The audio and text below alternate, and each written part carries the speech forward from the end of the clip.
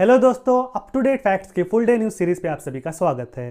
दोस्तों, इस सीरीज में आपको देश और दुनिया की अहम खबरें कम से कम वक्त में बताई जाएंगी। तो चलिए चलते हैं आज की खबरों की तरफ। छत्तीसगढ़ के सूरजपुर जिले के खजूरी गांव में आज आसमानी बिजली के गिरने से 3 लोगों की मौत हुई है।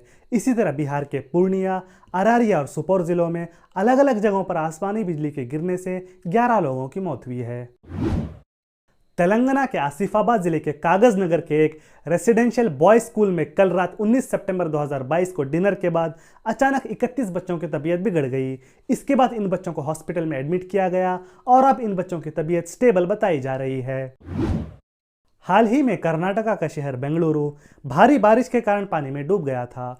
आज कर्नाटका के सीएम बसवराज बोम्माई ने कहा है कि बृहद बेंगलुरु महानगर पालिके बीबीएमपी लिमिट्स में आने वाले storm water drains SWD encroachments की जांच के लिए एक जुडिशियल कमीशन सेटअप किया जाएगा।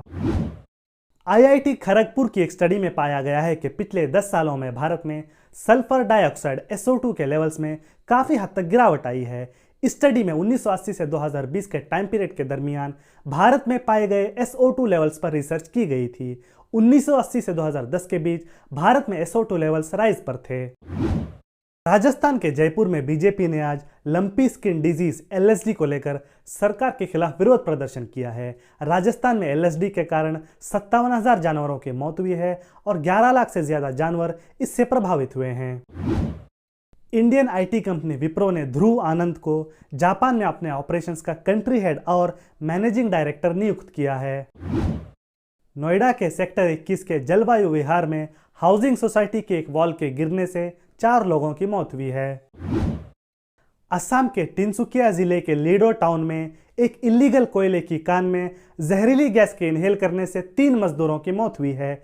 इस सिलसिले में अब तक 5 लोगों को गिरफ्तार किया गया है। जम्मू कश्मीर के श्रीनगर में 30 साल बाद पहली बार एक मल्टीप्लेक्स खुला है। फर्स्ट शो के तौर पर लाल सिंह चड्ढा की स्पेशल स्क्रीनिंग की जाएगी।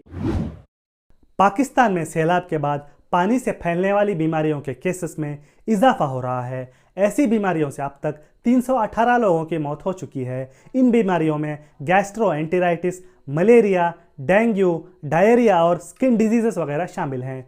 कल सितंबर 19, 2022 को एक ही दिन में 72,000 मरीजों का मेकशिफ्ट हॉस्पिटल्स में इलाज किया गया था। अफ्रीकी देश उगांडा के हेल्थ अथॉरिटीज ने एबोला वायरस इन्फेक्शन के कारण एक व्यक्ति की डेथ की पुष्टि की है। अब इस एरिया में एबोला वायरस के आउटब्रेक की बातें चलने लगी हैं, क्योंकि इस गांव के लोगों ने बताया है कि इस साल सितंबर में ही सेम सिम्टम्स की वजह से 6 और लोगों की इस गांव में मौत हो चुकी है। एबोला एक बहुत ही खतरनाक डिजीज है जिसकी मॉर्टेलिटी रेट 25% से लेकर 90% तक हो सकती है। भारत के डिफेंस मिनिस्टर राजनाथ सिंह ने आज अफ्रीकी देश इजिप्ट की कैपिटल काहिरा में इजिप्ट के साथ एक डिफेंस कोऑपरेशन पर मेमोरेंडम ऑफ अंडरस्टैंडिंग साइन किया है। इस मौके पर इजिप्ट के डिफेंस मिनिस्टर जनरल मोहम्मद जकी भी मौजूद थे। यूनाइटेड स्टेट्स टेरिटरी पुएर्टो रिको में टोटल पावर ब्लैकआउट करने के बाद हरिकेन फियोना अब कैरिबियन देश डोमिनिकन रिपब्लिक की तरफ बढ़ रहा है। फियोना डोमिनिकन रिपब्लिक में भारी बारिश और बाढ़ ला सकता है। यूनाइटेड स्टेट्स अथॉरिटीज ने इस साल 2022 में US मैक्सिको बॉर्डर पर यूनाइटेड स्टेट्स में इलीगली घुसने की कोशिश करते 20 लाख से ज्यादा इलीगल माइग्रेंट्स को गिरफ्तार किया है। नॉर्थ अमेरिकन देश मैक्सिको के पश्चिमी हिस्से में आज 7.6 मैग्नीट्यूड के जलजले के झटके महसूस किए गए हैं। अब तक 2 लोगों की मौत की खबर है। म्यांमार में एक आर्मी हेलीकॉप्टर द्वारा एक स्कूल पर की गई फायरिंग में 11 बच्चों की मौत हुई है और 17 जख्मी हुए हैं। रशियन स्पेस एजेंसी रॉसकॉस्मोस ने आज कहा है कि स्पेस में एक ही स्टिंट में 437 दिन स्पेस में बिताने वाले कॉस्मोनॉट वालेरी पोलियाकोव का आज 80 साल की उम्र में निधन हो गया है। अफ्रीकी देश इक्वेटोरियल गिनी ने अपने देश में फांसी की सजा को खत्म कर दिया है। ईरान में महसा अमीनी की हिजाब मामले में पुलिस कस्टडी में हुई डेथ के बाद हुए रायट्स में 5 लोगों की मौत हुई है। रशिया यूक्रेन वॉर के दौरान Russian occupied Ukrainian territories Kherson, Luhansk और डोनियस्क रशियन फेडरेशन को ज्वाइन करने के लिए रेफरेंडम करेंगे। ऑस्ट्रेलिया के तस्मानिया के किंग आइलैंड के बीच के करीब 14 स्पर्म वेल्स की डेथ हुई है। ये वेल्स कोस्ट के करीब शैलो वाटर में फंस गई थीं।